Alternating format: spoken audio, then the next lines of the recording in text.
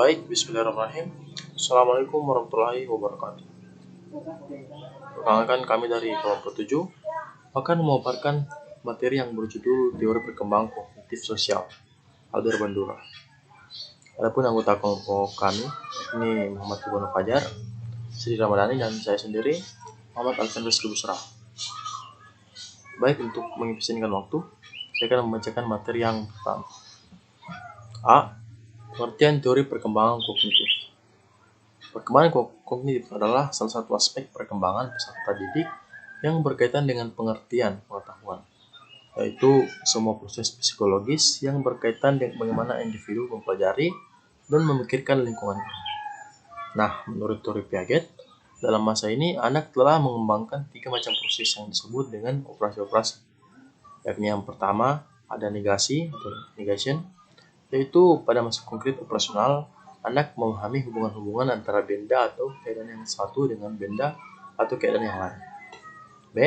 Hubungan timbal balik atau resiprok, yaitu anak telah mengetahui hubungan-hubungan sebab akibat dalam suatu keadaan. C. Identitas, yakni anak sudah mampu mengenal satu persatu deretan benda-benda yang ada. Pandangan Piaget tentang perkembangan kognitif. Piaget menjabarkan 4 konsep pokok dalam perkembangan kognitif, yaitu yang pertama skema, yakni menggambarkan tindakan mental dan fisik dalam mengetahui dan memahami objek. 2. Asimilasi, yaitu memasukkan informasi ke dalam skema yang telah dimiliki. 3. Akomodasi, proses mengubah skema yang telah dimiliki oleh informasi baru. Dan 4. Equilibrium, yaitu perpindahan dari satu tahapan berpikir ke tahapan. Baik, untuk materi selanjutnya saya persilahkan kepada teman saya. Tahapan-tahapan perkembangan psikososial menurut Erik H. Erikson. Walaupun 8 tahapan perkembangan psikososial sepanjang siklus kehidupan manusia dijelaskan sebagai berikut. Pertama, percaya versus tidak percaya, 0 sampai 1 tahun. Kedua, tahap otonomi versus rasa malu dan ragu, 1 tahun sampai 3 tahun. Ketiga, tahap inisiatif versus rasa bersalah di kisaran 3 tahun sampai 6 tahun. Keempat, tekun versus rasa rendah hati, 6 tahun sampai 12 tahun. Kemudian tahap identitas dan kebingungan identitas, 12 sampai 20 tahun. Kemudian kekerabaan versus keterkucilan, 20 sampai 30 tahun. Kemudian bangkit versus tetap mandek, 40 sampai 50 tahun. Dan keutuhan dan keputusasaan, 50 tahun ke atas.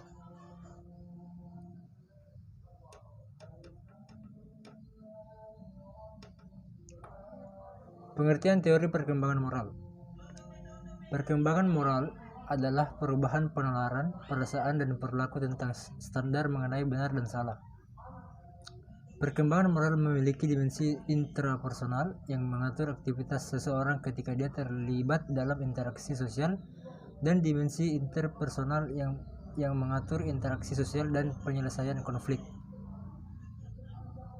Perkembangan moral berkaitan dengan aturan-aturan dan ketentuan tentang apa yang seharusnya dilakukan oleh seseorang dalam berinteraksi dengan orang lain. Untuk mempelajari aturan-aturan tersebut, Santrop memfokuskan pada 4 pertanyaan dasar, yaitu pertama, bagaimana seseorang mempertimbangkan dan berpikir mengenai keputusan moral. Kedua, bagaimana sesungguhnya seseorang berperilaku dalam situasi moral. Ketiga, bagaimana seseorang merasakan hal-hal yang berhubungan dengan moral. Dan keempat, apa yang menjadi karakteristik moral individu.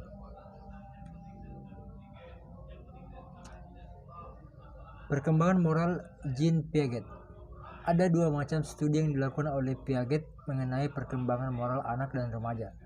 Piaget melakukan observasi dan wawancara dengan anak-anak usia 4-12 tahun, yaitu pertama, melakukan observasi terhadap sejumlah anak yang bermain kelereng sambil mempelajari bagaimana mereka bermain dan memikirkan aturan-aturan permainan.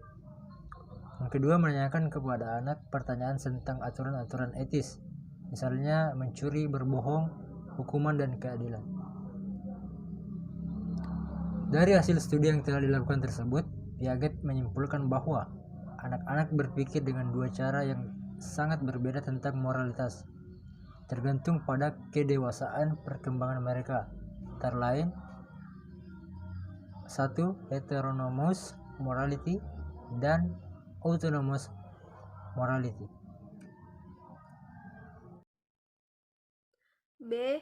Periode praoperasional 2-6 tahun. Anak mulai menggunakan simbol-simbol untuk merepresentasi dunia atau lingkungan secara kognitif. Simbol-simbol itu seperti kata-kata dan bilangan yang dapat menggantikan objek, peristiwa dan kegiatan atau tingkah laku yang tampak. Contohnya, anak mulai mempresentasikan dunia dengan kata-kata dan gambar. Kata-kata dan gambar-gambar ini menunjukkan adanya peningkatan pemikiran simbol dan melampaui hubungan informasi indrawi dan tindakan fisik. C.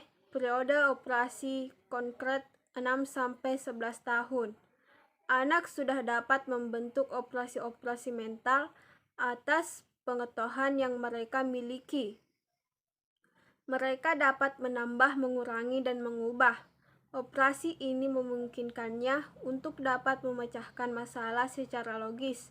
Contohnya, anak dapat berpikir secara logis mengenai peristiwa-peristiwa yang konkret dan mengklasifikasikan benda-benda ke dalam bentuk-bentuk yang berbeda.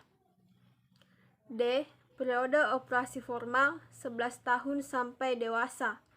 Periode ini merupakan operasi mental tingkat tinggi. Di sini anak atau remaja sudah dapat berhubungan dengan peristiwa-peristiwa hipotesis atau abstrak, tidak hanya dengan objek-objek konkret. Remaja sudah dapat berpikir abstrak dan memecahkan masalah melalui pengujian semua alternatif yang ada. Contohnya, remaja berpikir dengan cara yang lebih baik, abstrak, logis, dan lebih idealistik. B. Pengertian teori perkembangan sosial menurut Erik H. Erikson. Secara umum, tahapan perkembangan psikososial ini menekankan perubahan perkembangan sepanjang siklus kehidupan manusia. Masing-masing tahap terdiri dari tugas yang khas yang menghadapkan individu pada suatu permasalahan atau krisis. Bila mana tidak dapat melampaui dengan baik, semakin individu tersebut mampu melampaui krisis, maka akan semakin sehat perkembangannya.